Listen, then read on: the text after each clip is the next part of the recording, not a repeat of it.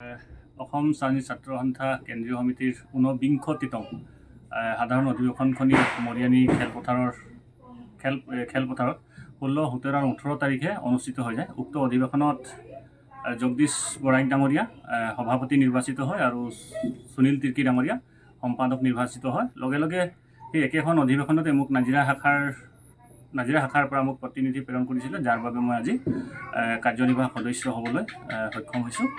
আৰু তাৰ বাবে মই নাজিৰা শাখাৰ সভাপতি সম্পাদকক ধৰি পুনৰ সকলো সদস্যক মই ধন্যবাদ জনাইছোঁ। আৰু আজি মোৰ ঘৰলৈ আহি তেওঁলোকে যি মোক মৰম যাচিলে, তাৰ বাবে মই নাজিৰা শাখা, শিৱসাগৰ জিলা সমিতিৰ বিষয়ববীয়া আৰু গেলেকী উপশাখাৰ সমূহ বিষয়ববীয়াক ধন্যবাদ জনাইছোঁ। তাৰ লগে লগে দুটামান কথাও ক'ব খুজিম মই। অসম শ্ৰেণী ছাত্ৰ সন্থাৰ বহুদিনীয়া দাবী কিছুমান আছিলে, আৰু এতিয়া যিখিনি উদাত্ত কণ্ঠৰ এজন নেতা পাইছোঁ আমি, জগদীশ বৰাইক ডাঙৰীয়া, তাৰ নেতৃত্বত আমি জনগোষ্ঠীটোক সেৱা কৰিবৰ কাৰণে মই সুযোগ পাইছোঁ।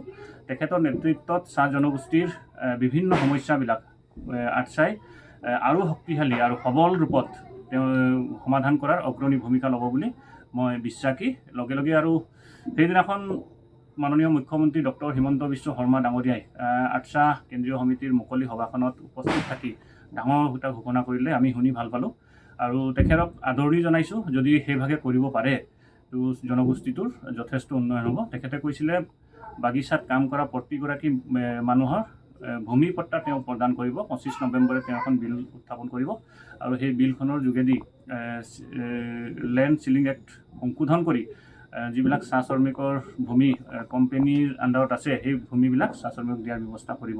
যদি সেইভাগে কৰিব পৰা যায়, জনগোষ্ঠীটোৰ আটাইতকৈ ডাঙৰ এটা সমস্যা সমাধান হ'ব, যিটো সমস্যা 3 দশকতকৈ বেছি আটচাই সমাধান কৰিবৰ কাৰণে লাগি আছিল। এতিয়া বাগিচাত যিবিলাকে কাম কৰে, তেওঁলোকে ৰিটায়াৰ হোৱাৰ পাছত ক'ত যাব?